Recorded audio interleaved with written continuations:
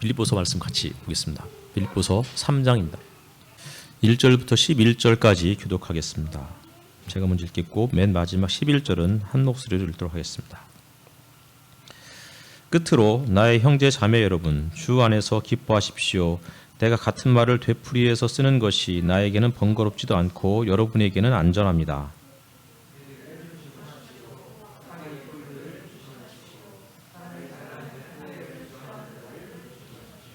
하나님의 영으로 예배하며 그리스도 예수 안에서 자랑하며 육신을 의지하지 않는 우리들이야말로 참으로 할례 받은 사람들입니다.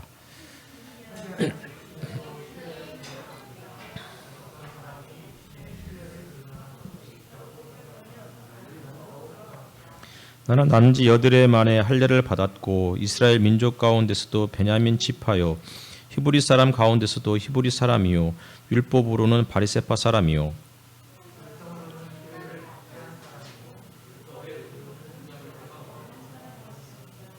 그러나 나는 내게 이뤄왔던 것은 무엇이든지 그리스도 때문에 해로운 것으로 여기게 되었습니다.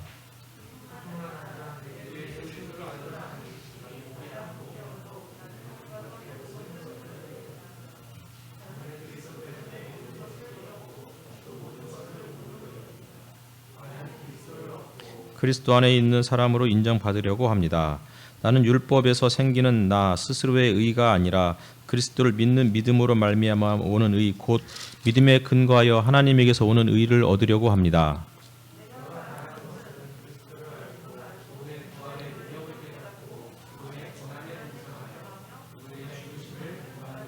같이 읽겠습니다.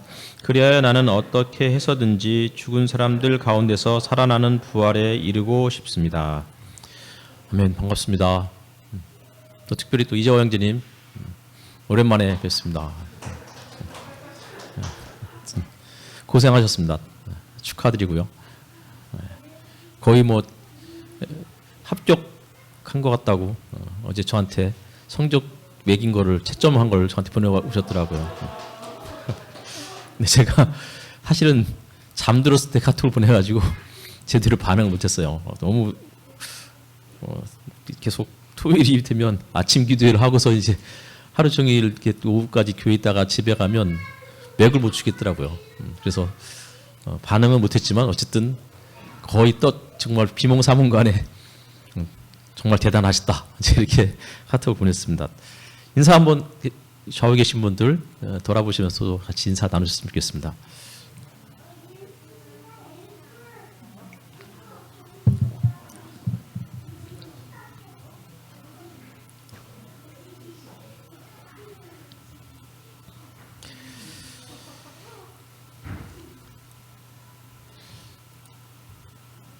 (4월) 첫째 주일을 여러분과 함께 예배할 수 있게 되어서 또 기쁘고 감사합니다.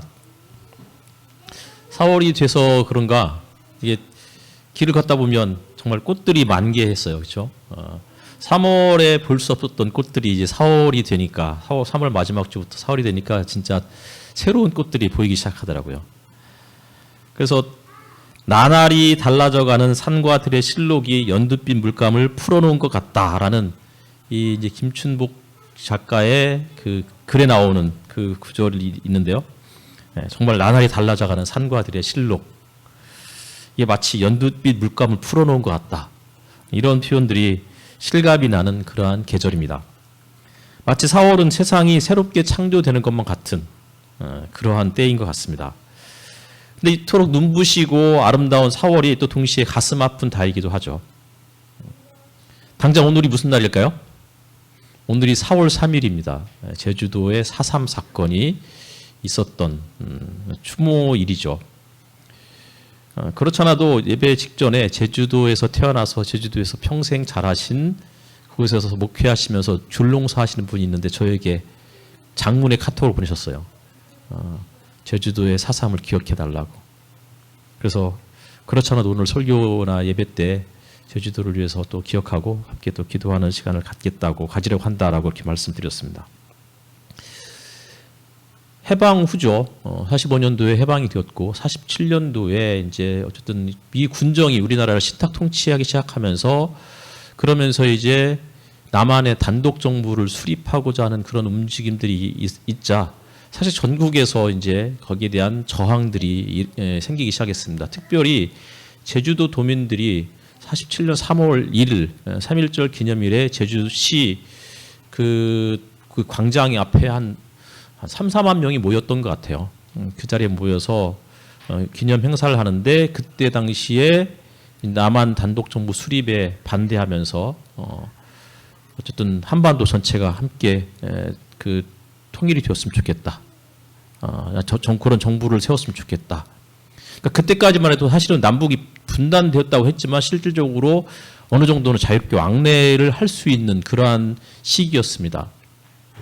최윤훈 작가의 광장이라는 소설에 보면 최윤훈 작가 그 소설에 이제 주인공의 아버지가 이게 어쨌든 북에서 태어났고 그러다가 이제 남한으로 내려왔다가 북쪽에 이제 그 두고 온 가족들이 방송에 나와요. 북한 방송에.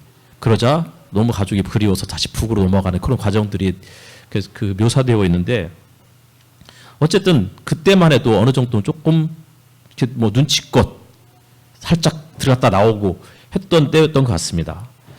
그러나 이제 4월 그러니까 47년 3월을 기점으로 해서 그런 어떤 저항이 극심해지자 그러자 결국은 이제 미 군정과 이승만 정부가 제주도 도민들을 강제 진압을 하게 되죠.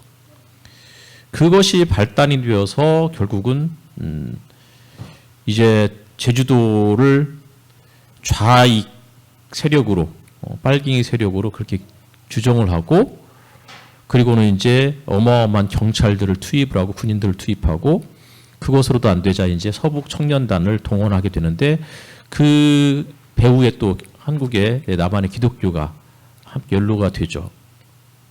그래서 7년 7개월이라는 이 세월 동안 이 4.3 일명 4.3 사건이 그렇게 진행이 되었고 대략 실종자를 합쳐서 15,000명 가까이 목숨을 잃게 되죠.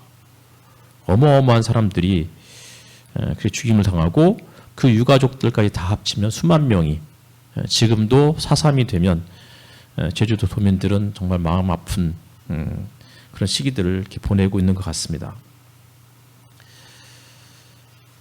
또 4월 하면 4.19 혁명이 또 떠오르죠, 그렇죠?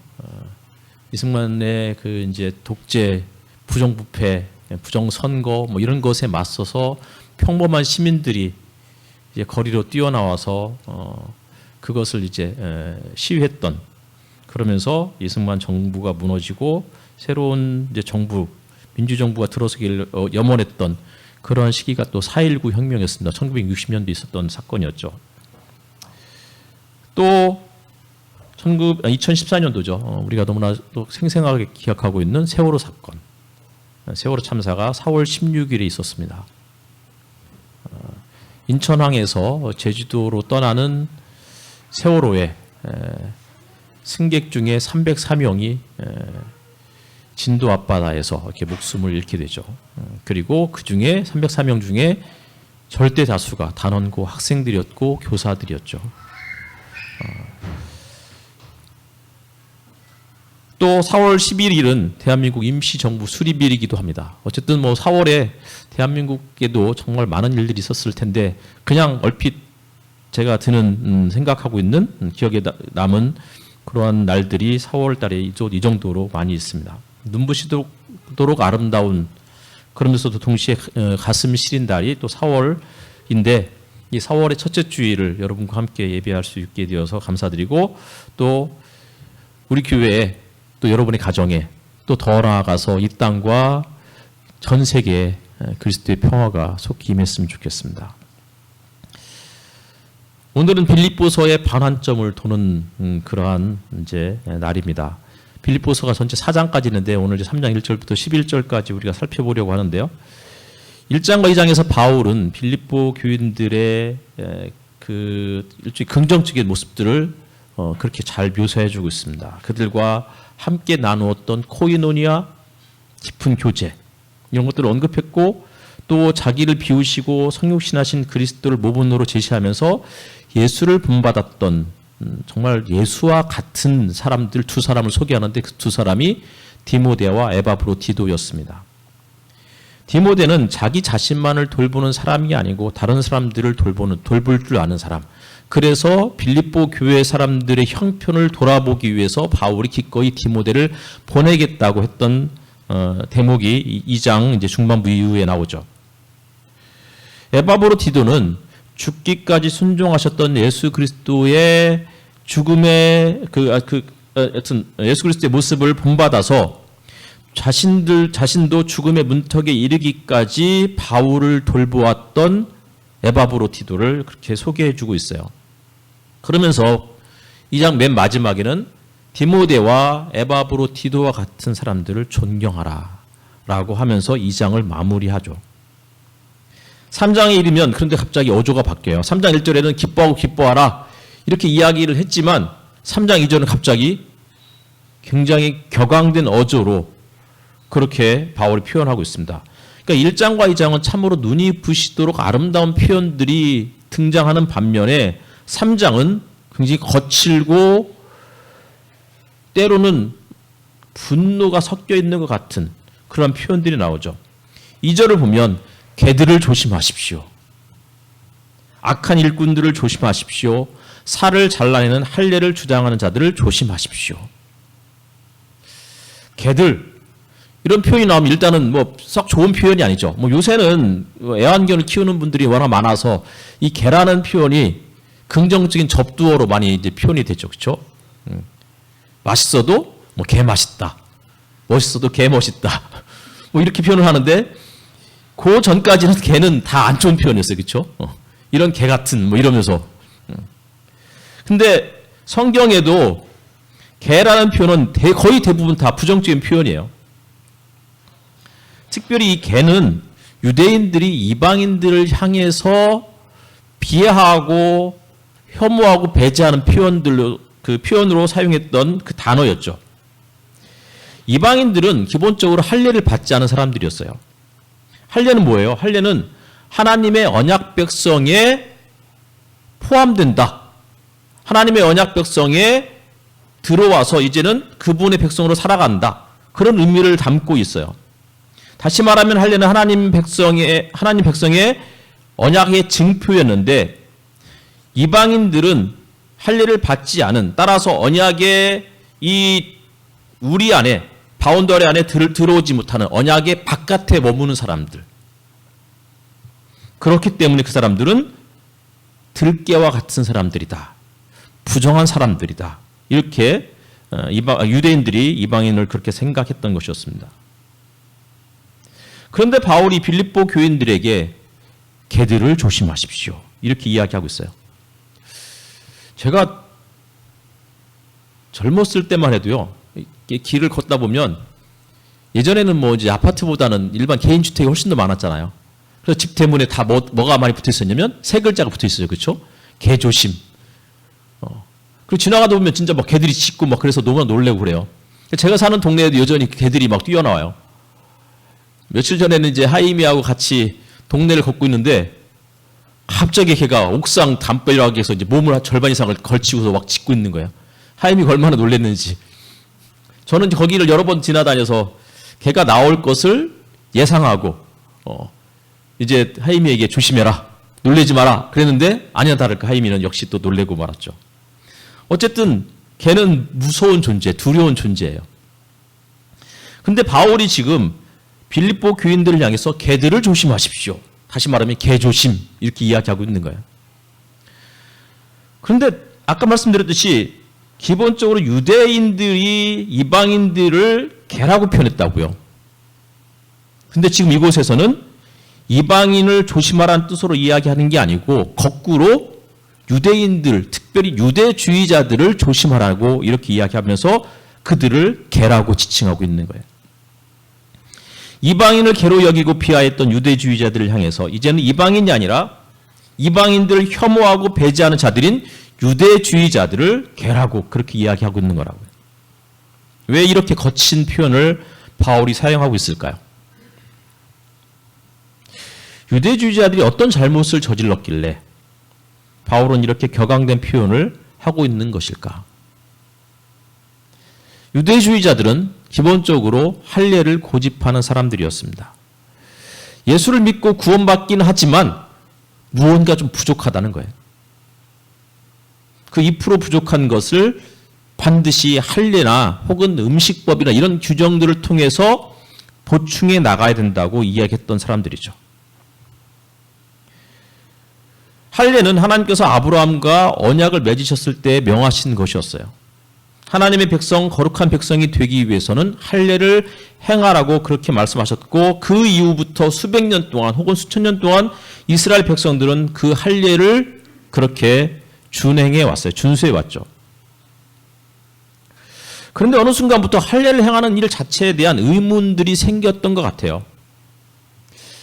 그게 언제였을까 생각해 보면 아마도 바벨론 포로기였던 것 같아요. 바벨론 포로로 끌려왔을 때 이들이 한번 자신들의 삶을 돌아보는 거예요. 분명히 이방인들은 개와 같은 존재들이고 부정한 자들이고, 하나님의 백성 이스라엘 사람들은 거룩하고 하나님이 친히 돌보시고 선택하신 백성들인데, 어떻게 선택받은 백성들이 부정한 이방인들에게 끌려오고 그리고 이 부정한 땅에서 살아갈 수 있을까? 납득이 되지 않았죠. 할례를 받은 백성들이 할례 받지 않은 백성들에게 이런 고난을, 이러한 수모를 겪을 수 있을까? 하나님께서 할례를 행하라고 했을 때 거의 모든 유대 백성들은 다 할례를 행했을 텐데, 바벨론 땅에 끌려온 하나님의 백성들은 다 할례를 받은 사람들이었을 텐데 어떻게 이런 대형 참사가 벌어질 수 있을까? 이런 의문들을 가졌고, 그러면서 그들이 내린 나름의 결론은 육체에 행하는 할례가 중요한 것이 아니고 마음에 행하는 할례가 진정한 할례였구나 라고 그렇게 결론을 내렸을 것 같습니다. 사실 몸에 행하는 할례는 쉬운 거예요. 그러니까 그 자체가 그때까지는, 그 순간은 힘들죠. 그런데 그 순간만 참으면 그때부터는 평생 자유롭게 할 수 있잖아요. 당당하게 살 수 있잖아요. 유대인으로서. 근데 만약에 유대인으로서 할례를 받지 않고 살아가면 그 일순간의 고통이 두려워서 할례를 거부하면 어떻게 해요? 평생 동안 유대 공동체에서 배제와 비난의 대상으로 살아가야 되는 거예요. 평생 그런 비난의 손가락질을 받으며 살아가느니 잠깐 일순간의 고통, 눈 한번 질끈 감고 그리고는 평생 당당하게 살아가면 좋겠다. 그런 의미에서 할례는 쉽다는 거예요. 순간은 고통스럽지만 순간의 고통만 참으면 영원히 의로운 사람, 영원히 하나님의 언약 백성으로 살 수 있으니 참고 감내할 수 있었을 거예요. 그리고 태어난 지 8일쯤 되면 아직까지 자아가 형성되기 전이고 이러니 정말 그 갓난아이의 이제 그 몸에 할례를 행하는 것이죠.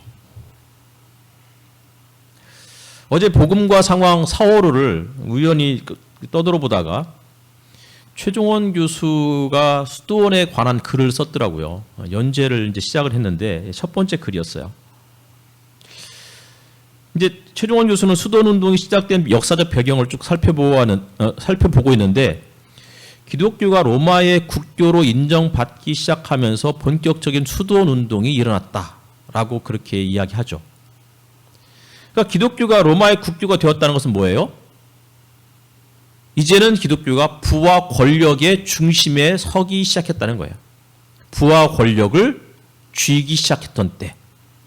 그런데 수도원으로 들어간 사람들은 어떤 사람들이에요? 그러한 부와 권력을 내팽개치고 자발적으로 가난하게 산속에서 혹은 광야에서 물질을 공유하면서 살아가는 사람들. 이게 수도원 운동의 시작이었다고요. 수도원은 세상으로부터의 도피가 아니고 종교의 세속화를 향한 사전 경고였고, 과도하게 세속화된 현실 사회와 타락한 제도교회에 대한 대조 공동체를 이루는 모습이었다고 최종원 교수가 그렇게 논지를 펼치고 있습니다. 십자군 원정이 한창이던 12세기 이때 탁발 수도회가 그런 운동 탁발 수도회가 출연했고 탁발 수도승들이 이제 수도원을 벗어나서 세속사회로 참여해서 거기에서 구걸을 하면서 그렇게 생계를 유지하는 사람들이 등장했죠. 12세기는 카톨릭의 정점을 찍었던 시기였어요. 그리고 현실 사회에서는 도시와 화폐 경제가 이제 막 성장하기 시작했던 원시 자본주의의 어떤 출현의 시기였다. 이렇게 이야기하고 있어요. 그런데 화폐 경제 혹은 도시가 막 형성되는 그런 상황에서 탁발 수도승들이 남에게 찾아가서 구걸하는 모습은 이것은 그 당시에 자본주의 경제를 부정하기 위한 거기에 편입되기를 거부하기 위한 몸짓이었다라고 그렇게 평가를 하고 있더라고요.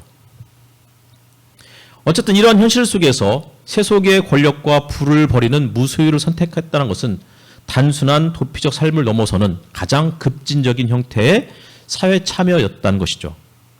근데 이 글에서 이제 순례에 대한 그런 언급들을 잠깐 또 다루고 있는데 산티아고 이야기를 해요. 산티아고 많이 들어보셨죠?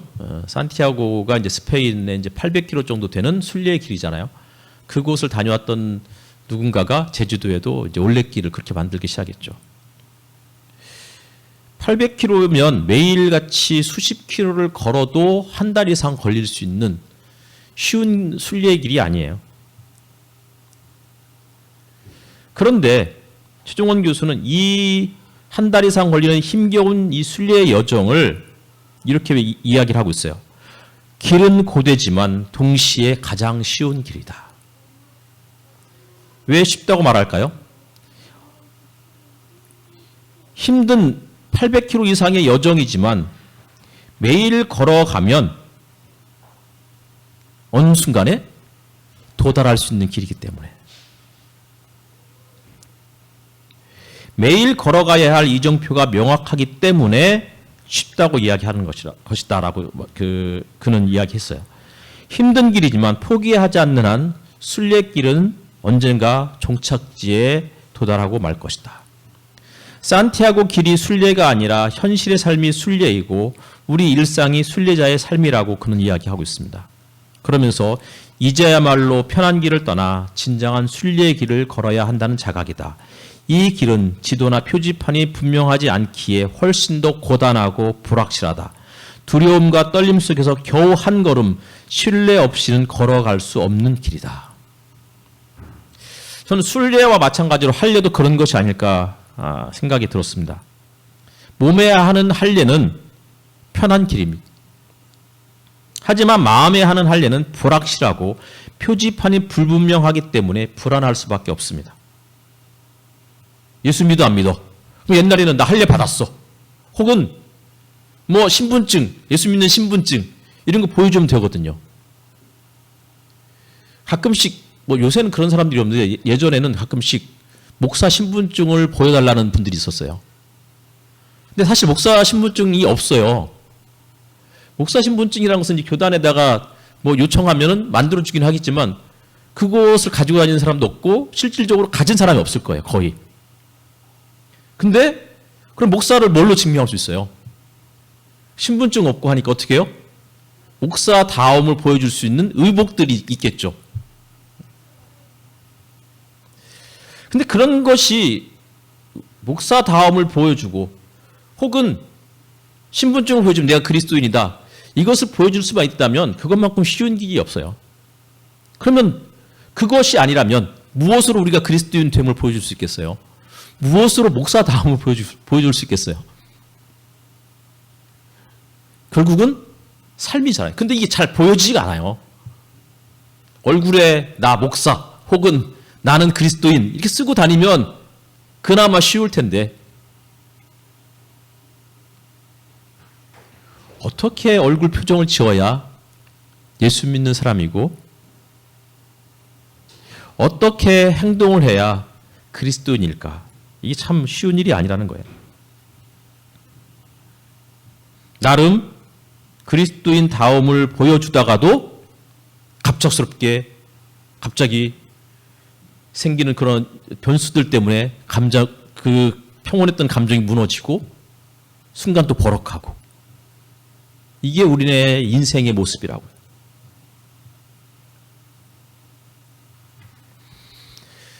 마음에 하는 할례, 즉 신앙의 여정은 불확실하지만 불안해요. 불확실하고 불안해요. 그렇기 때문에 신뢰해야 되는 거예요. 누구를요? 무엇을 신뢰해야 될까요? 물론 예수 그리스도를 신뢰해야 되겠죠. 그런데 그분이 눈에 보이지 않아요. 그러니까 어떻게 해요? 자꾸 십자가를 들고 다니고 싶은 거예요. 차에도 십자가가 놓고, 내 책상 앞에도, 책상 머리에도 십자가를 놓고, 성경책 올려놓고, 그러면 내가 그리스도인 됨을 보여주고 나 스스로도 그렇게 인식하게 되는 것 같은데, 실질적으로 십자가를 차에 걸어놓고 난폭 운전을 하지 않을까요? 십자가가 아무리 내 앞에서 눈앞에 어른어른거리는데도 신호 무시하고 지나갈 때도 종종 있어요. 차를 타다가 화를 낼 때가 종종 있어요. 예수님이라고 생각하는데 그 십자가가 예수님이 나와 함께 하신다고 분명히 믿는데, 순간 눈앞에 어른거리는 이 잘못된 운전자들 있잖아요. 면허 없는 운전자들. 그들을 보면 갑자기 창문을 내리고 그냥 개조심 비슷한 욕을 해주고 싶은 거죠.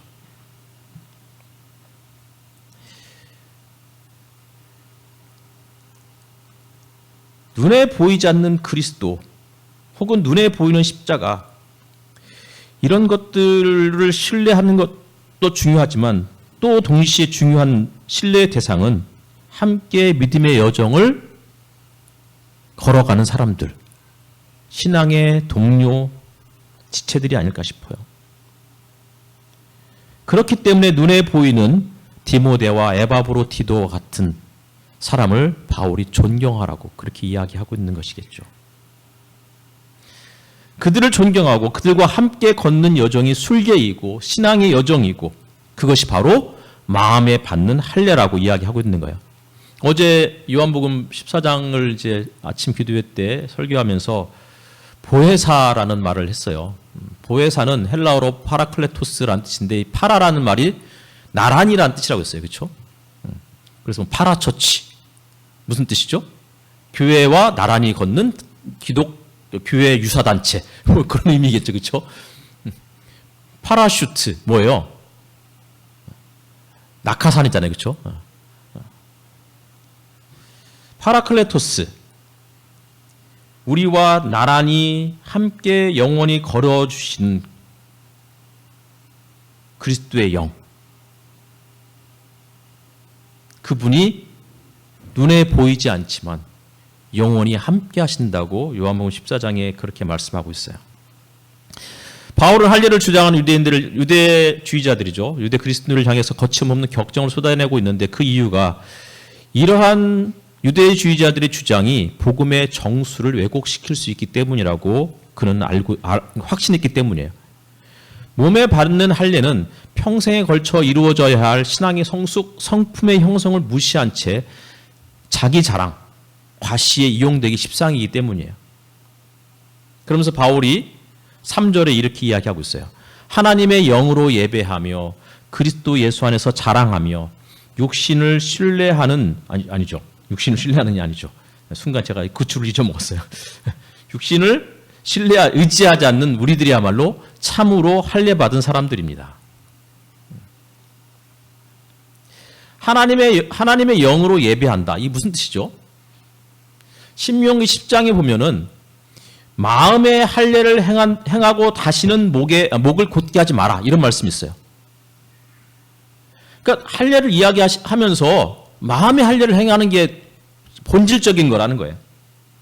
예레미야 역시도 마음의 가죽을 베는 할례를 행하라고 그렇게 이야기했고 이스라엘이 마음의 할례를 받지 못했다고 그렇기 때문에 하나님의 심판을 받게 되었다고 그렇게 말씀하고 있죠.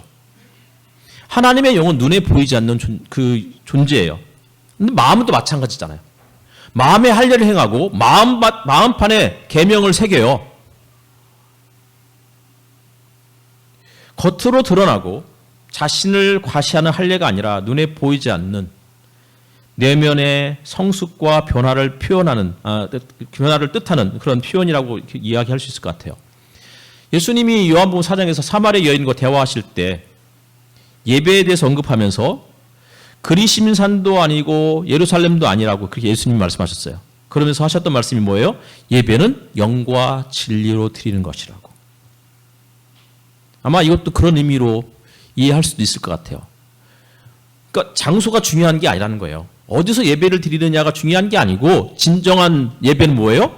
내가 지금 하나님의 영으로 예배하고 있느냐 아니냐. 다시 말하면 내가 마음의 할례를 받았느냐.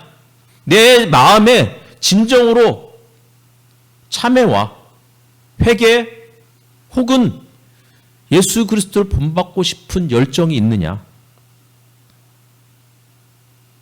그런 의미로도 이해할 수 있는 것이죠. 바벨론 포로로 끌려왔으니 예배할 수 없다고 실망하는 사람들에게 그곳에서도 실망하지 말고 눈에 보이지 않는 하나님이 친히 너희들의 성소가 되어주겠으니 그분을 의지하고 예배해라. 에스겔서의 말씀이잖아요. 그곳에서도 예루살렘에 있었을 때와 똑같이 밭을 갈고 시집장가 보내고 자녀를 낳고 그러면서 하나님을 섬길 줄 아는 자. 그것이 언약 백성의 삶의 모습이고 그것이 진정으로 할례 받은 자들의 모습이다라고 바울은 이해했을 것 같습니다. 그러면서 바울이 자신이 육신이나 자신의 능력을 생각하면 자기도 자랑할 것이 많다라고 하면서 총 방송이 중단됐대요. 예. 6가지를 이야기하고 있어요. 6가지 중에서 3가지는 바울이 태어나면서부터 얻었던 생득적인 것, 선천적인 것이었고 4번째부터 6번째까지는 태어난 이후에 노력해서 얻은 거였어요. 첫 번째는 할례였죠. 2번째는 베냐민 지파 출신. 그 3번째가 히브리 사람 가운데 히브리 사람이었어요. 다 자기의 노력으로 얻은 게 아니에요. 태어난 지 8일 만에 부모가 너 할례 받을래 말래 물어봐서 할례 받은 게 아니잖아요. 베냐민 지파에 태어난 것도 자기의 노력이 아니었잖아요. 태어나고 보니까 베냐민 지파였고 무슨 가문이었던 거예요. 히브리 사람 가운데 히브리 사람이란 말도 그런 뜻이에요. 부모가 다 히브리 사람이란 뜻이에요.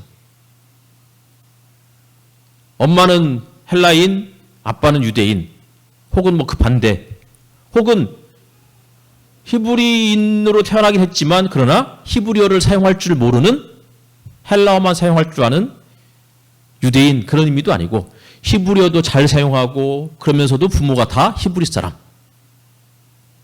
그런데 이것은 자기의 노력이 아니었다는 거예요. 그런데 바울은 이것도 자랑할 수 있는 거죠. 사실 우리도 그런 거 자랑 많이 하잖아요. 우리 부모님 자랑, 가문 자랑.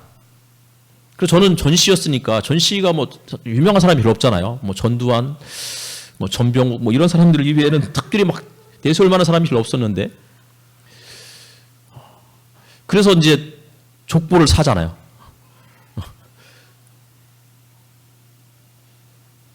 근데 이런 것이 자랑거리가 아니라는 거예요. 4번째부터 6번째 바리새파. 노력해서 얻은 거예요. 바리새파 학파에 들어가서 그곳에서 열심히 노력해서 얻은 그만의 특권. 열성으로는 교회를 박해한 사람. 이때 박해한 사람에게 거기에 방점을 주어서 안 돼요. 열성이에요. 열정. 젤럿. 열심당. 그런 의미예요. 근데 이 열성이라는 이 표현이 민수기에 나오는 표현이었어요. 비느하스의 열성을 대표하는 사람이 비느하스였어요. 이스라엘 백성들 가운데서 부정을 저지른 사람을 비느하스가 그의 장막에 들어가서 그 남녀를 잔인하게 창으로 찔러 죽인 사건. 그리고 그것 때문에 이스라엘 백성들이 용서를 받게 되죠. 그 이후로 이스라엘 사람들에게 비느하스는 열성 혹은 열정의 대표였어요. 상징이었어요. 주전 167, 8년경에 마카비 혁명이 일어났는데 그들 역시도 비나스의 비나스의 전통을 물려받은 사람들이라고 생각했어요. 그래서 목숨 걸고 시리아에 저항했던 사람들. 그리고 로마가 또다시 이스라엘을 지배하게 되자 또 다른 비느하스의 전통에 선 사람들이 등장했는데 그 사람들이 누구였냐면 열심당이었어요. 바울은 비느하스의 전통을 이어받은 사람이다라고 하면서 열성으로는 이렇게 표현하고 있는 거예요. 비느하스든 바리새파 사람들이든 혹은 마카비든 열심당이든 공통적인 것은 무엇이었느냐면 이스라엘 안에서 부정을 저지르는 사람들 때문에 기본적으로 이스라엘이 남의 나라에 부정한 이방인들에게 박해를 받고 있다. 그래서 그들을 부정한 것들을 솎아내고 제거해야 된다라고 생각했던 사람이었어요.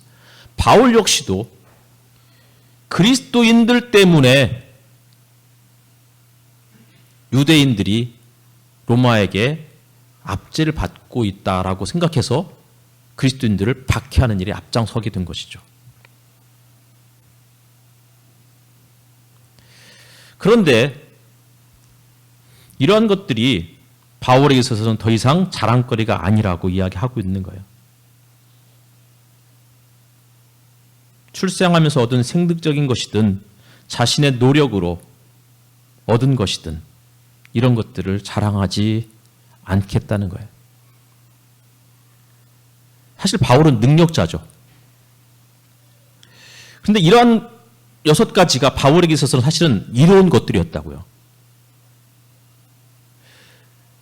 누구보다도 태어날 때부터 누구보다도 출발선이 앞서 있는 사람이었고 보통 우리가 달리기 할 때 출발선이 앞에 있는 사람들은 누구예요?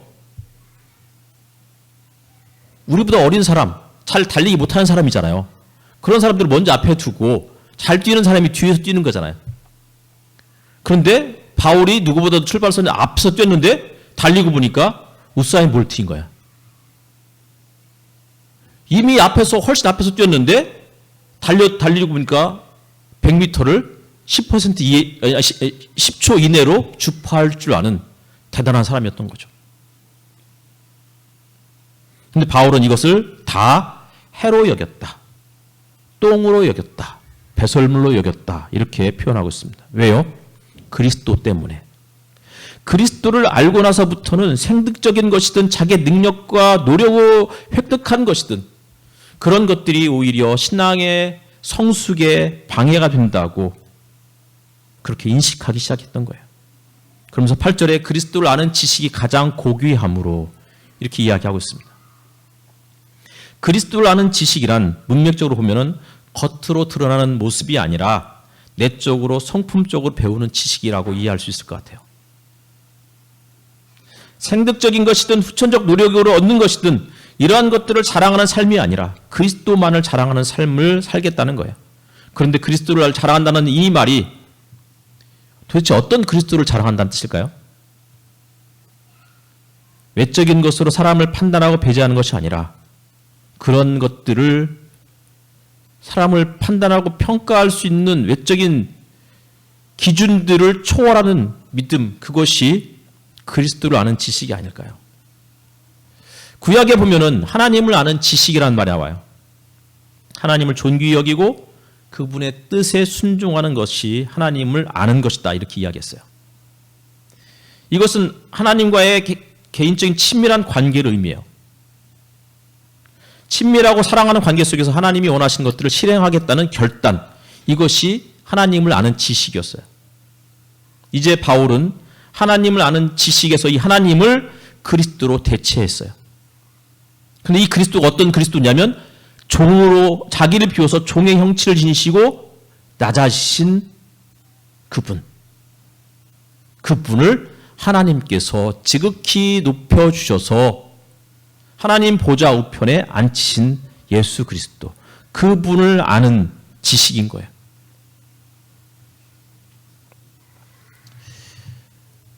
그리고 9절에 스스로의 의가 아니라 그리스도를 믿는 믿음으로 말미암아 오는 의, 곧 믿음에 근거하여 하나님에게서 오는 의라고 하는 9절이 나오는데, 이때의 믿음은 기본적으로 신실함이다라고 번역을 해요. 그러니까 우리가 예수를 믿는 믿음이 아니고요, 그리스도께서 삶과 죽음에서 보여주셨던 하나님을 향한 절대적인 신실함, 십자가에서 나의 하나님 어찌하여 나를 버리십니까? 라고 외치시면서도 동시에 나의 영혼을 아버지 손에 의탁합니다라고 그렇게 고백하는 신실함. 우리의 힘이 아니라, 우리의 능력이 아니라 그분이 신실하셨기 때문에, 그분이 하나님을 끝까지 신뢰하셨기 때문에 종이 되셨고, 그분이 끝까지 하나님을 신뢰하셨기 때문에 고난받고 십자가에 죽으셨고, 그분의 신실하심을 하나님께서 보시고 그를 다시 살리셨던 거잖아요. 그것이 우리에게 구원의 길을 열어놓게 된 것이죠.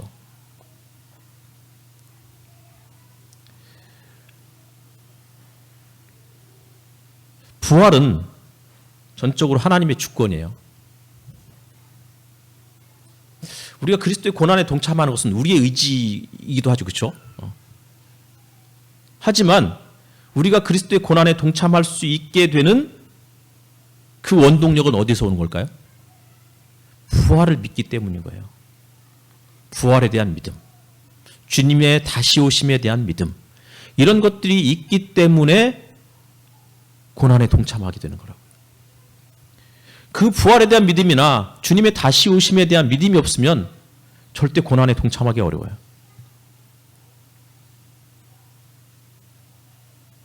그래서 10절에 이렇게 이야기하고 있죠. 내가 바라는 것은 그리스도를 알고 그분의 부활의 능력을 깨닫고 그분의 고난에 동참하여 그분의 죽으심을 본받으려는 것입니다. 그리스도를 알아요. 어떤 그리스도요? 자기를 비워서 종의 형체를 지니신 그리스도.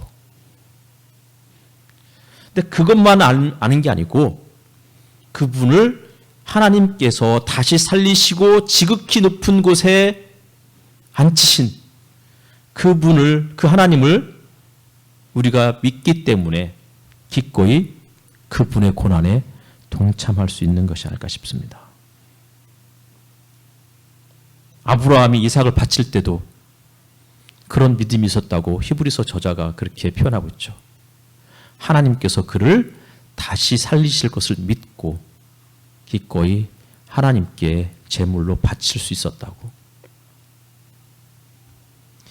다시 말하면 다시 살리실 거라는 믿음, 부활 혹은 그분의 다시 오심에 대한 믿음이 결국은 우리의 순종을 이끌어낼 수 있는 비결이라고 생각합니다. 사순절을 지내고 있습니다. 그리스도의 고난을 묵상해야 됩니다. 그리스도의 고난에 동참하는 방법을 어제 설교 때도 잠깐 말씀드렸고 또 목회 서신에도 썼습니다. 아무리 십자가를 바라보고 그리스도의 고난에 대한, 십자가에 대한 영화를 아무리 들여다본들 어느 순간부터 우리의 마음은 무뎌질 수밖에 없습니다. 그런데 그때 우리가 그리스도의 고난에 동참한다는 것이 무슨 뜻일까요? 십자가를 바라보는 것, 패션 오브 더 크라이스트라는 영화를 보는 것, 그것이 아니고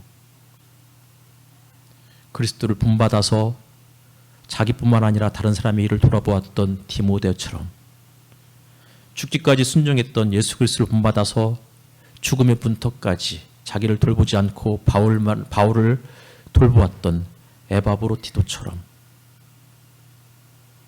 그렇게 살아가는 그것이야말로 그리스도의 고난에 동참하는 삶의 모습이 아닐까 싶습니다. 기도하겠습니다.